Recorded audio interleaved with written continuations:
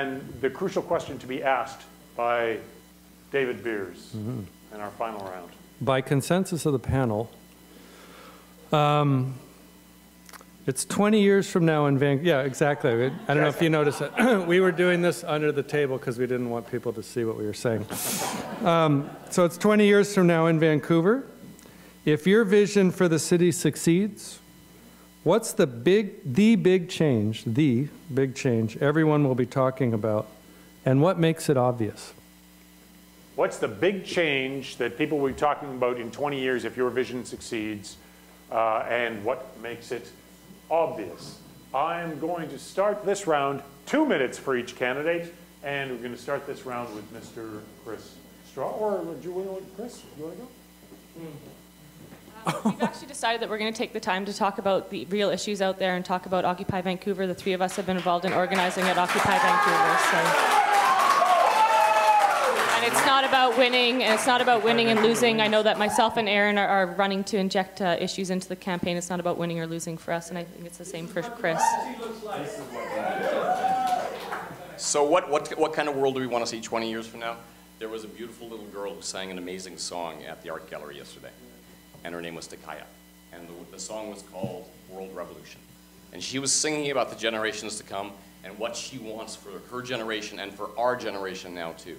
So if we really believe in 7 generations out, the world that we're going to live in 20 years is a world where we've controlled development, where we have made it a really sustainable, livable city, where democracy is coming up from the bottom up, not top down, and where we have security for everybody in this city, not just the 1% who run it now. Okay, Lauren, you want to go next? Or Aaron, okay, Aaron. Well, I'd like to echo a lot of the statements that have been made by the people that are on the stage with me, as well as a number of other people that have spoken today. You know, I mean, we just need to take a look at history to see where we need to go. And when we take a look at history, we got a very clear picture of where we are headed and how damaging that's going to be for the entire world. You know, basically, think about the term human resources and think about what that means, right? I mean, they're mining us.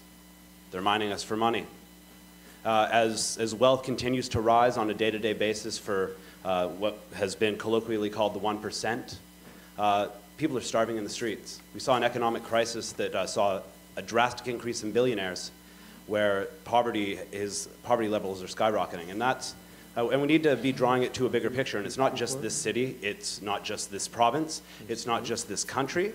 It's a worldwide movement, and that's what needs to be taking place. So if in 20 years from now I took a look at my city and saw something that was positive, what I would be looking at is I would be looking at forums like this where everybody actually has a vote and has a voice, where there isn't reserved seats for candidates, where there isn't a spot where we're the ones that are talking, but that everybody here is talking.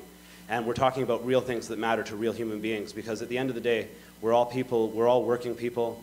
None of us are, you know, fabulously wealthy, making money off the backs of other people. And we need to recognize that it's our common humanity that unites us. So. Lauren Gill. So I just want to talk about some of the issues that we're facing out there. I just want to say that BC has the highest child poverty rate for I think it's the 8th year in a row. We're the only G8 nation without a national social housing program. When the NPA was in, there was, you know, the Project Civil City that was implemented, where poor people were criminalized on a daily basis. And we're seeing it right here with the tents being erected and the bylaw being enforced around erecting tents when the city won't even provide shelter for the people. So I also just want to echo, I don't really want to get into, you could vote for me, sure. And if I get elected, yeah, I will work my ass off for you. But I really think that my power and your power lies in the streets, and it lies in holding the politicians accountable and attending the city council hearings. I mean, we are the people who hold the power in the city. You see it at Occupy Vancouver. They haven't moved in yet. Why? Because we hold more power than they do. And I also just want to, if we can, Ashley was a friend of mine who passed away last night, and I was just wondering if it could be possible if we could all just take a moment of silence to recognize Ashley, because Ashley's why we're here. Ashley's why we're camping out. Ashley's why, you know, things need to change in this world. She was 22 years old. I'm 22 years old, and you know, I've known her since she was 17. She's the last person that I thought that we would lose, and we lost her last night. So if we could all just take a moment of silence, that'd be great. Thank you.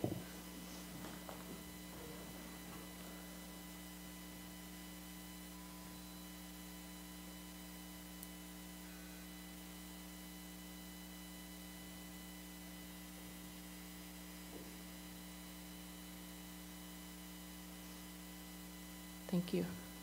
Thanks, everybody.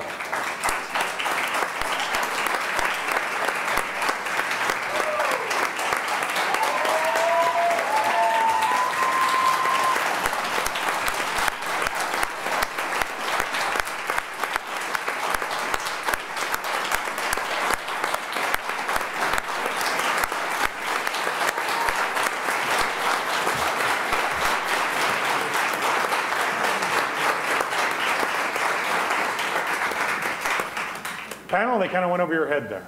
How do you feel about that? I mean, do you feel thwarted? Feel occupied. Yeah, yeah. Well said. You know, folks, it's been a lot of fun. It is a shame that we do have to pick a winner, and I'm sure that our final trio doesn't really feel like this is rock, paper, scissors, a big one.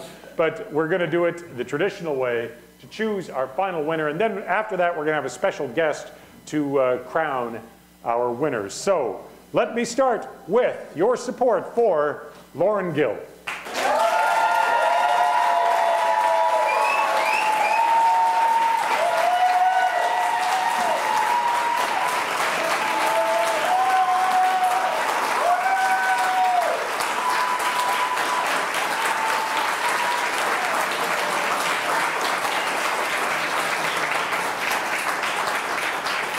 It's a high bar, all right. Your support for Chris Shaw.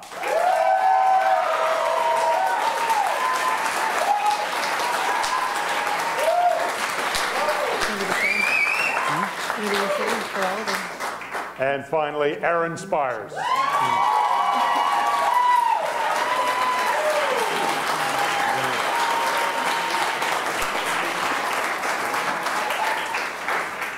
That is a tough one. I think the panel will back me up when I say that I think our winner for last candidate standing this year is Lauren Gill. Yeah.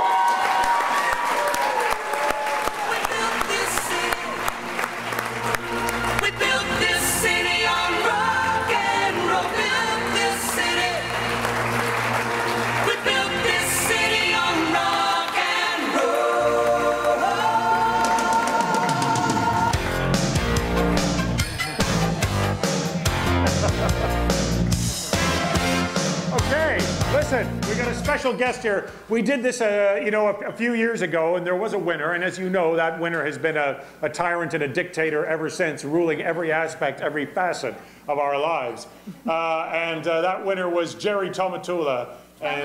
Tomatola. And now I'm going to be hung by my thumbs and you know, by the time. So come on up, Jerry, and crown our new winner for last candidate standing.